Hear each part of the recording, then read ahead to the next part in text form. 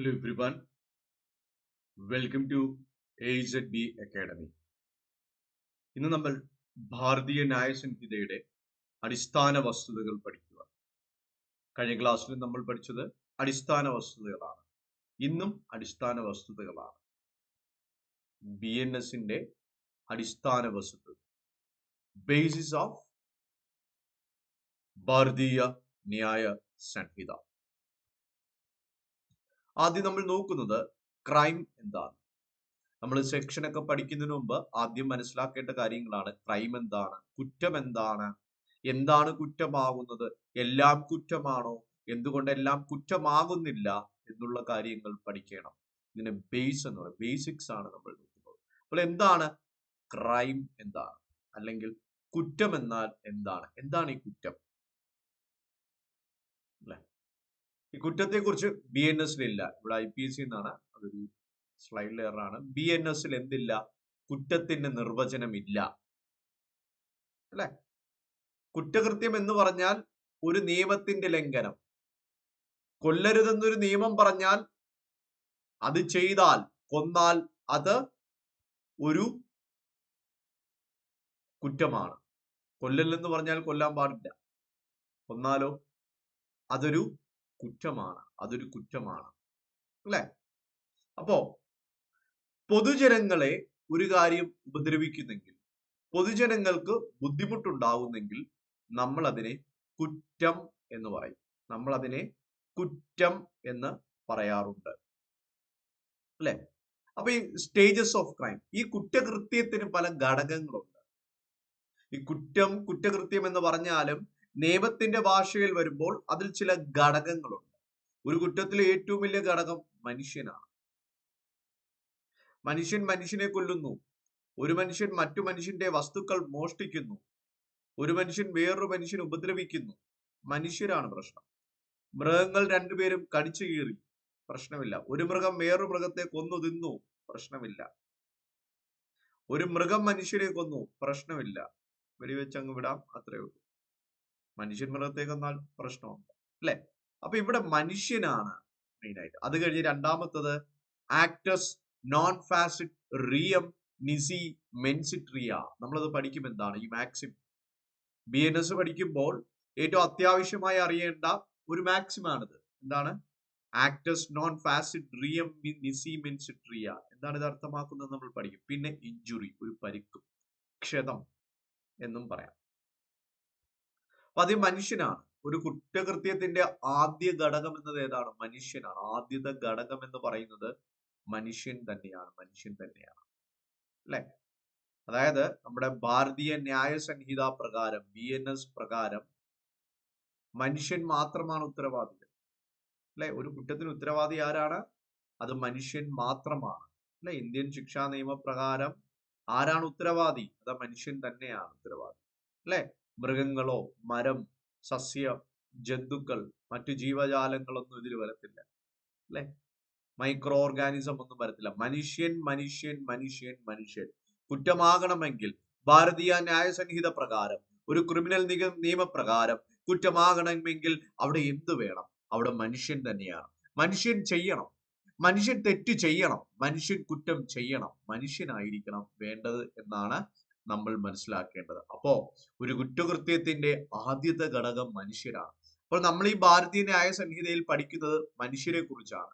നമ്മൾ ഭാരതീയ ന്യായ സംഹിതയിൽ പഠിക്കുന്നത് മനുഷ്യന്റെ കാര്യങ്ങളാണ്. സർവവും മനുഷ്യമയമാണ്. നമ്മൾ മനുഷ്യനെ കുറിച്ചും മനുഷ്യന്റെ കാര്യങ്ങളെ കുറിച്ചുമാണ് നമ്മൾ ഇവിടെ പഠിക്കുന്നതെന്ന് ഓർക്കുക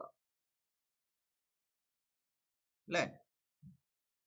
അപ്പോ ഞാൻ നേരത്തെ പറഞ്ഞ പോലെ മൃഗങ്ങൾ തമ്മിൽ കടിച്ചു കീറും, മൃഗം മനുഷ്യനെ കൊല്ലും, അതൊന്നും കുറ്റമില്ല. മനുഷ്യൻ അങ്ങോട്ട് എന്തെങ്കിലും ചെയ്താൽ, മൃഗങ്ങളെയോ അല്ലെങ്കിൽ മനുഷ്യർ പരസ്പരം എന്തെങ്കിലും ചെയ്താൽ അത് കുറ്റമാണ്. ഭാരതീയ ന്യായ സംഹിത BNS പറയുന്നു അതൊരു കുറ്റമാകുന്നു. മനുഷ്യനാണ് ആദ്യത്തെ ഘടകം. മനുഷ്യനാകണം എങ്കിൽ കുറ്റം ചെയ്താൽ ശിക്ഷയും. രണ്ടാമത് ഇതാണ് actus non facit reum nisi mens sit rea. കാണാതെ പഠിക്കണ്ട അല്ലെ? ക്രിമിനൽ നിയമത്തിന്റെ ഏറ്റവും അടിസ്ഥാന ഘടകമാണ് actus non facit reum nisi mens sit rea അല്ലെ? Actus non facit reum nisi mens sit rea എന്ന് പറഞ്ഞാൽ എന്താണ്? നമ്മൾ പഠിക്കും അല്ലെ?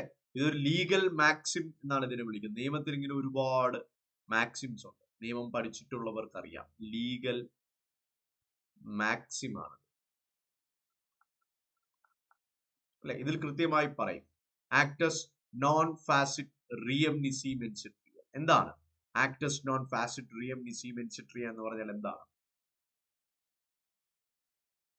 ഇതൊരു ലാറ്റിൻ മാക്സിം ആണ്. നമുക്കറിയാം ഗ്രീക്ക് വാക്കോ ലാറ്റിൻ വാക്കിൽ നിന്നൊക്കെയാണ് എല്ലാം വരുന്നത്, റോമൻ വാക്കിൽ നിന്ന്. അതുപോലെ ലാറ്റിനിൽ നിന്ന് വന്നു അല്ലെ? ഒരു കുറ്റകൃത്യത്തിന്റെ രണ്ടാമത്തെ ഘടകമാണ്. ആദ്യത്തെ ഘടകം ഏതാണ്? മനുഷ്യൻ. എന്താണ്? മനുഷ്യൻ. മനുഷ്യൻ കഴിഞ്ഞാൽ രണ്ടാമത്തെ ഘടകം ഏതാണ്? അതാണ് actus non facit reum nisi mens sit rea. Actus non facit reum nisi mens sit rea. ഇതാണ് actus non facit reum nisi mens sit Riya. രണ്ടാമത്തെ ഘടകമാണ് അല്ലെ? എന്ന് പറഞ്ഞാൽ എന്താണ്? ഒരാൾ ഒരു പ്രവൃത്തി ചെയ്താൽ അത് കുറ്റമാവില്ല. ഒരു പ്രവൃത്തി കുറ്റമെന്ന് വിളിക്കണമെങ്കിൽ കുറ്റകരമായ മനസ്സോടുകൂടി ചെയ്യണം. എന്ത് വേണം? കുറ്റകരമായ മനസ്സോടുകൂടി ചെയ്യണം, എങ്കിലേ കുറ്റവാളിയാവും അല്ലെ? അതാണ് actus non facit reum nisi mens sit Riya പറയുന്നത്. എന്താണ്? ഒരു കാര്യം കുറ്റകരമായ മനസ്സോടുകൂടി ചെയ്യും, അപ്പം നമ്മൾ അതിനെ കുറ്റമെന്ന് വിളിക്കും. കുറ്റകരമായ മനസ്സോടുകൂടി ചെയ്യും, അല്ലാതെ ചെയ്താൽ കുറ്റമല്ല. എന്ത് വേണം? ആക്ടസ് non facit reum nisi mens sit Riya. ഒരു കാര്യം കുറ്റമാവണേ കുറ്റകരമായ മനസ്സോടുകൂടി ചെയ്യണം. അപ്പൊ എന്താണ് ഈ കുറ്റകരമായ മനസ്സെന്ന് ഇവിടെ ഉദ്ദേശിക്കുന്നത് അല്ലെ? ഇപ്പോ ഒരു മുറിയിലേക്ക് അല്ലെ, ഇപ്പൊ ഞാൻ കയറി വന്നു. അന്നപ്പോ എനിക്ക് പരിചയമുള്ള ഒരാളുണ്ട് അല്ലെ? എനിക്ക് പരിചയമുള്ള ഒരാളുണ്ട്. ഞാൻ അയാളുടെ മുതുകത്ത് നല്ല ആഞ്ഞടിച്ചിട്ട് അളിയാന്ന് പറഞ്ഞ് ഒരടി കൊടുത്തു. ഈ അടി കൊണ്ടോ വേദന കൊണ്ട് എന്നെ മോനെ എന്നൊക്കെ വിളിച്ചിട്ട് സ്വന്തമായി തടവി. ചിരിച്ചുകൊണ്ട് അത് അവിടെ തീർന്നു, പ്രശ്നമൊന്നുമില്ല അല്ലെ? അത് കേസ് നമ്പർ 1. രണ്ടാമത്തെ കേസ് എടുക്കാം. ഈ സെയിം റൂമിലേക്ക് കയറി വന്ന് സെയിം അടി എന്നെ കൊടുത്തു. എന്റെ മുഖം ക്രൂരമായിരിക്കുന്നു. ഇടി കൊണ്ടപ്പോ മറ്റവനും വേദനിച്ചു, തിരിച്ചടിക്കാനും വന്നു. കാരണം എന്താ? ഞാൻ വന്നത് ഉപദ്രവിക്കാൻ, കുറ്റകരമായ മനസ്സോടുകൂടി വന്നു. ഇതാണ് IPC പറയുന്നത്. എന്താണ് പറയുന്നത്? ഒരു കാര്യം അല്ലെ കുറ്റകരമായ മനസ്സോടുകൂടി, അല്ലാതെ ഒരു കാര്യമില്ല. ക്രൈം ആകണമെങ്കിൽ എന്ത് ചെയ്യണം? കുറ്റകരമായ മനസ്സോടുകൂടി ചെയ്യണം. ക്രൈം ആവണമെങ്കിൽ എന്ത് ചെയ്യണം? കുറ്റകരമായ മനസ്സോടുകൂടി ചെയ്യണം. അല്ലെങ്കിൽ അത് ക്രൈം ആകില്ല എന്നാണ് IPC പറയുന്നത് അല്ലെ? കുറ്റകരമായ മനസ്സോടുകൂടി ചെയ്യണം. അതാണ് IPC പറയുന്നത്. നിങ്ങൾ ചെയ്തോളൂ, കുറ്റകരമായ മനസ്സോടുകൂടി ചെയ്തോളൂ. അപ്പം നമ്മൾ അതിനെ ക്രൈം എന്ന് വിളിക്കാം. കുറ്റകരമായ മനസ്സില്ലാതെ ചെയ്താൽ അതിനെ ക്രൈം എന്ന് വിളിക്കില്ല. അതാണ് IPC പറയുന്നത്. നിങ്ങൾ ചെയ്തോളൂ, ചെയ്യുന്ന കാര്യമൊക്കെ ചെയ്തോളൂ, പക്ഷെ അതെല്ലാം കുറ്റകരമായ മനസ്സോടുകൂടി തന്നെ ചെയ്യണമെന്നാണ് എന്ത് പറയുന്നു? IPC പറയുന്നു. ഇന്ത്യൻ പീനൽ കോഡ് പറയുന്നത് അതാണ്. അപ്പൊ ഇത്രയേ ഉള്ളൂ. ഓർക്കേണ്ട ഒരു എക്സാമ്പിളും കൂടെ പറഞ്ഞു തരാം. ഇപ്പോ നമ്മള് പത്രത്തിലൊക്കെ വായിച്ചൊരു കൊലപാതക കേസുണ്ട്, സൗമ്യ വധക്കേസ് അല്ലെ? സൗമ്യ വധക്കേസിൽ ഗോവിന്ദചാമിക്ക് വധശിക്ഷ കിട്ടിയില്ല അല്ലെ? നമുക്ക് പലർക്കും അറിയുന്ന കാര്യമാണ്. ഗോവിന്ദചാമിക്ക് എന്ത് കിട്ടിയില്ല? വധശിക്ഷ കിട്ടിയില്ല. അന്ന് പലരും കോടതിയെ വിമർശിച്ചു അല്ലെ? ഗോവിന്ദചാമിയെ വധശിക്ഷയ്ക്ക് വിധിക്കാത്തതിന് കോടതി എന്ന് ഒരുപാട് പേര് വിമർശിച്ചു അല്ലെ? ശക്തമായ രീതിയിൽ വിമർശനം എന്ത് ചെയ്തു? കോടതി കേട്ടു അല്ലെ? നല്ല രീതിയിൽ കോടതി വിമർശനമൊക്കെ കേട്ടു. എന്തുകൊണ്ട് നിങ്ങൾ ഗോവിന്ദചാമിയെ ശിക്ഷിച്ചില്ല അല്ലെ? അദ്ദേഹം ഒരു കുറ്റം ചെയ്തില്ലേ എന്നൊക്കെ പറഞ്ഞു. ശരിക്കും എന്താ ശിക്ഷിക്കാത്തതെന്ന് അറിയാമോ? ട്രെയിനിൽ നിന്ന് തള്ളിയിട്ടപ്പോൾ ട്രെയിൻ പതുക്കെ മൂവ് ചെയ്യായിരുന്നു. ഈ സമയത്ത് ഒരാൾക്ക് ഇറങ്ങാനും കയറാനൊക്കെ പറ്റും അല്ലെ? പതുക്കെ മൂവ് ചെയ്യാൻ. ട്രെയിനിൽ തള്ളിയിട്ടപ്പോൾ തല ട്രാക്കിൽ ഇടിച്ചു മരിച്ചു. ചോദ്യം ഇതാണ്, ആ ഒരു പ്രവൃത്തി, ട്രെയിനിൽ തള്ളിയിട്ട പ്രവൃത്തി ചെയ്തത് കൊല്ലാൻ വേണ്ടിയാണോ, അതായത് ട്രാക്കിൽ തലയിടിച്ച് കൊല്ലാൻ വേണ്ടി ആണോ എന്ന് തെളിയിക്കാൻ പറ്റിയില്ല അല്ലെ. അപ്പോ ആ തള്ളിയിട്ടത് കുറ്റകരമായ പ്രവൃത്തി എന്ന് തെളിയിക്കാൻ പറ്റാത്തത് കൊണ്ട് വധശിക്ഷയോ ഒന്നും കിട്ടിയില്ല അല്ലെ, കഠിനമായ ഒരു ശിക്ഷയൊന്നും കിട്ടിയില്ല. കാരണം അത് തെളിയിക്കണം. തള്ളിയിട്ടത് കൊല്ലാൻ വേണ്ടിയായിരുന്നു, കുറ്റകരമായ മനസ്സോട്. ഒരു പ്രവൃത്തി ചെയ്തിട്ട് കാര്യമില്ല, ചെയ്യുന്ന പ്രവൃത്തി എന്ത് ചെയ്യണം, കുറ്റകരമായ മനസ്സ് അല്ലെ. ഇപ്പൊ തന്നെ നമ്മുടെ ബോബി ചെമ്മണ്ണൂരിനെ ഒരു നടിക്കെതിരെ പറഞ്ഞതിന് കേസൊക്കെ ആയി ജയിലിലേക്ക് അല്ലെ. അവിടെ കുറ്റക്കാരനാണോ ഇല്ലയെന്ന് നമുക്ക് തീരുമാനിക്കാൻ പറ്റില്ല, അത് കോടതി പറയും. എന്ത് പറയണം, കുറ്റകരമായ മനസ്സോടുകൂടിയാണ് ഈ ഡയലോഗൊക്കെ അടിച്ചത്. പല പല ഡയലോഗ് സ്ത്രീ വിരുദ്ധത നടത്തിയത് കുറ്റകരമായ മനസ്സോടുകൂടിയായിരിക്കും, ഇല്ലെങ്കിൽ ശിക്ഷ കിട്ടില്ല. ശിക്ഷയെന്ന് ഒഴിവാക്കുക, പ്രവൃത്തി അങ്ങനെ ചെയ്താൽ ഒഴിവാക്കുകയും ചെയ്യും. അത് നമ്മൾ പിന്നെ പഠിക്കും അല്ലെ, ന്യായമായ അപവാദങ്ങൾ പഠിക്കും. ഇതാണ് actus non facit reum nisi മെൻസിട്രിയ. ആക്ടസ് non facit reum nisi മെൻസിട്രിയ. ഒരു പ്രവൃത്തി കുറ്റകരമായ മനസ്സോടുകൂടി ചെയ്യും, അപ്പോ അതൊരു കുറ്റമായിട്ട് വരുമെന്നാണ് ആക്ടസ് നോൺ ഫാസിട്രിയം നിസി മെൻസിട്രിയ പറയുന്നത് അല്ലെ. ഇവിടെ എക്സാമ്പിൾ ഒക്കെ ഉണ്ട്. ഉദാഹരണത്തിന്, തെരുവിലൂടെ പോകുന്ന ഒരാളുടെ മേൽ വേറൊരാൾ അബദ്ധത്തിൽ ഇടിക്കുകയാണ് അല്ലെ. ഇവിടെ അബദ്ധത്തിൽ ഇടിച്ച വ്യക്തി കുറ്റക്കാരനല്ല. കാരണം എന്താ, ഇടിച്ച വ്യക്തിക്ക് മനഃപൂർവ്വം ഉപദ്രവിക്കണമെന്നൊന്നും ആഗ്രഹമില്ല, അബദ്ധത്തിൽ കൈകേറിക്കൊണ്ടു അല്ലെ. ഇത്രയേ ഉള്ളൂ, മനസ്സ് കുറ്റകരമാകണം, എങ്കിലേ ആ പ്രവൃത്തിയെ കുറ്റകരമെന്ന് വിളിക്കും അല്ലെ. മനസ്സ് കുറ്റകരം ആയിരിക്കണം. ഇനി നമ്മൾ ഈ മെൻസ്രിയ ഒന്ന് നോക്കുവാണ്. ഇതാണ് മെൻസ്രിയ, കുറ്റകരമായ മനസ്സ്. അതായത് മെൻസ്രിയ എന്ന് പറഞ്ഞാൽ കുറ്റകരമായ മനസ്സ് എന്ന വാക്ക് ഇതാണ്. മെൻസ്രിയ എന്ന് പറഞ്ഞാൽ കുറ്റകരമായ മനസ്സ് എന്ന് പറഞ്ഞാൽ ഒരു വ്യക്തി ചെയ്യുന്ന പ്രവൃത്തി നിയമവിരുദ്ധമാണെന്നുള്ള അറിവും ഉദ്ദേശവും വേണം. മെൻസ്രിയ അതാണ് അല്ലെ. ഒരു കുറ്റാരോപിതനായ വ്യക്തി ചെയ്ത പ്രവൃത്തി ഒരാളെ ഉപദ്രവിക്കാനും വേദനിപ്പിക്കാനും നശിപ്പിക്കാനും വേണ്ടി മനഃപൂർവ്വം ചെയ്തതാണെന്ന് വേണം. മെൻസ് റിയ വേണം. എന്ത് വേണം, മെൻസ് റിയ, കുറ്റകരമായ പ്രവൃത്തി ആയിരിക്കണം അല്ലെ. അപ്പൊ മെൻസ് റിയ എന്ന പദം BNS ഉണ്ടോ എന്ന് ചോദിച്ചാൽ അതിൽ ഉപയോഗിച്ചിട്ടില്ല. ഇനി ആക്ടസ് റിയസ് എന്താണ് അല്ലെ. ആക്ടസ് നോൺ ഫാസിട്രിയം നിസി മെൻസിട്രിയ എന്നാണല്ലോ. ആക്ടസ് റിയസ് എന്ന് പറഞ്ഞാൽ കുറ്റകരമായ പ്രവൃത്തി, മറ്റത് മനസ്സ് മെൻസ്രിയ. ഇത് പ്രവൃത്തി, ആക്ടസ് പ്രവൃത്തി അല്ലെ. ഒരു ചെയ്യുന്ന പ്രവൃത്തി എന്ത് ചെയ്യണം, അത് ഉപദ്രവിക്കാൻ വേണ്ടിയാണ്. ഈ ആക്ടസ് റിയസ് എന്ന പദവും BNS ഉപയോഗിച്ചിട്ടില്ല. ഇതൊക്കെ മനസ്സിലാക്കാൻ വേണ്ടിയാണ്, എന്താണ് ഒരു ക്രൈം എന്ന് അറിയാൻ വേണ്ടിയിട്ടാണ് നമ്മൾ പഠിക്കുന്നത്. ഇനി കുറ്റകൃത്യത്തിന്റെ അവസാനത്തെ ഘടകം ഏതാണ്, പരിക്ക്, ഇഞ്ചുറി അല്ലെങ്കിൽ ക്ഷതം എന്ന് വിളിക്കും. ക്ഷതം. ഈ ക്ഷതത്തെ കുറിച്ച് BNS-ലുണ്ട്, ഭാരതീയ ന്യായ സംഹിതയിലുണ്ട് അല്ലെ. അതായത് ഒരു വ്യക്തിക്ക് ഏതെങ്കിലും തരത്തിലുള്ള പരിക്കുകൾ നേരിടേണ്ടി വന്നില്ലെങ്കിൽ കുറ്റകൃത്യമല്ല, പരിക്ക് വേണം, ക്ഷതം വേണം. എന്തേലും ഒരു ക്ഷതം വന്നിട്ടുണ്ടെങ്കിൽ, അത് ഏത് രീതിയിലും ആകാം, വന്നിട്ടുണ്ടെങ്കിൽ കുറ്റമാണ്, അല്ലെങ്കിൽ കുറ്റമാകില്ല അല്ലെ. അങ്ങനെ BNS പ്രകാരം നമുക്ക് 7 ആയിട്ട് തിരിച്ചു. ഒന്ന്, മനുഷ്യ ശരീരത്തിനെതിരായിട്ട് കുറ്റങ്ങൾ പഠിക്കും, സിലബസിലുണ്ട്. സ്വത്തിനെതിരായ കുറ്റകൃത്യങ്ങൾ പഠിക്കും, സിലബസിലുണ്ട്. പൊതുശാന്തതയും ബന്ധപ്പെട്ട കുറ്റകൃത്യങ്ങൾ, ഡോക്യുമെന്റുമായി ബന്ധപ്പെട്ട കുറ്റകൃത്യങ്ങൾ, സ്ത്രീകൾക്കും കുട്ടികൾക്കും എതിരായ കുറ്റകൃത്യങ്ങൾ, ഭരണകൂടത്തിനും ഭീകരതയ്ക്കും എതിരായ കുറ്റകൃത്യങ്ങൾ, തിരഞ്ഞെടുപ്പുമായി ബന്ധപ്പെട്ട കുറ്റകൃത്യങ്ങൾ. ഈ തിരഞ്ഞെടുപ്പ് നമ്മൾ പഠിക്കില്ല, ബാക്കിയൊക്കെ കൂടുതലും കുറച്ചുമായിട്ട് നമ്മൾ പഠിക്കും. ഇതെല്ലാം എവിടെ ഉണ്ട്, BNS-ൽ ഉണ്ട്. എവിടെ ഉണ്ട്, ഭാരതീയ ന്യായ സംഹിതയിൽ ഇതെല്ലാം ഉണ്ട് അല്ലെ. അപ്പൊ ഇന്ന് നമ്മൾ പഠിച്ചത് ഒന്നും കൂടെ ഒന്ന് ഓടിച്ചു നോക്കുവാണ്. നമ്മൾ ആദ്യം നോക്കിയത് എന്താണ് കുറ്റം എന്താണ് എന്നാണ് അല്ലെ. BNS-ൽ കുറ്റത്തെ കുറിച്ചൊന്നും പറയുന്നില്ല.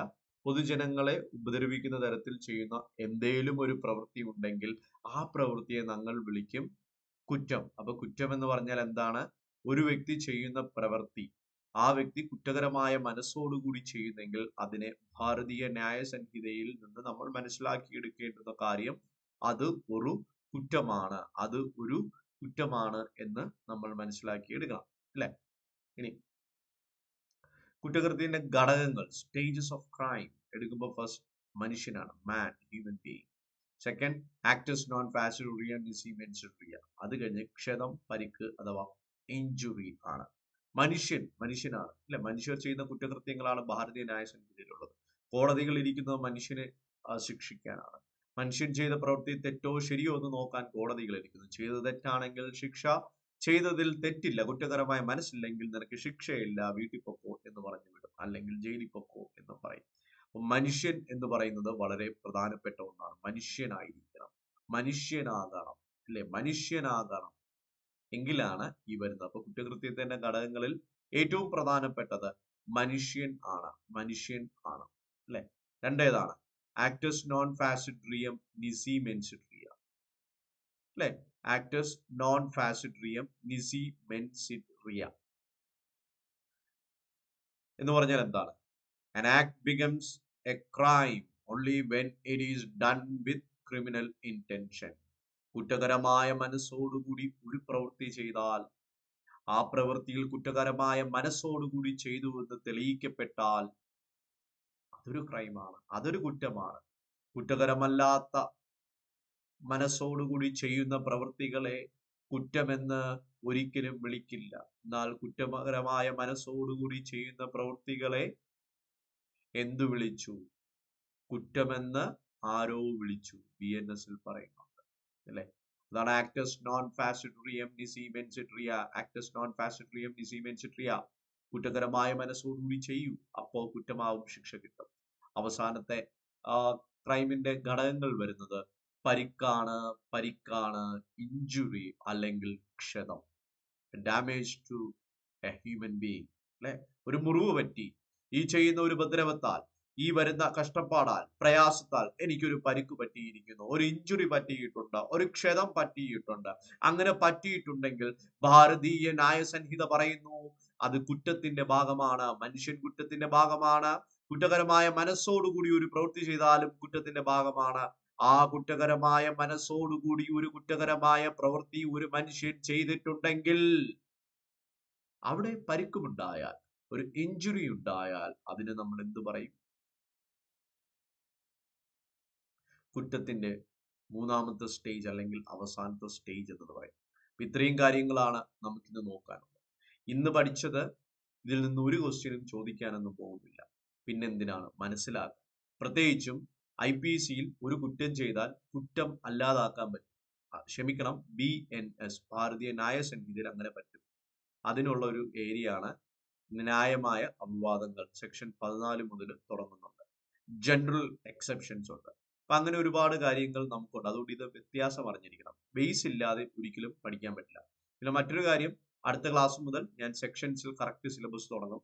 ഞാൻ പഠിപ്പിക്കുന്നത് ക്ലാസ് മാത്രം നോക്കിയാൽ മതി, വേറെ ഒന്നും നിങ്ങൾ നോക്കരുത്.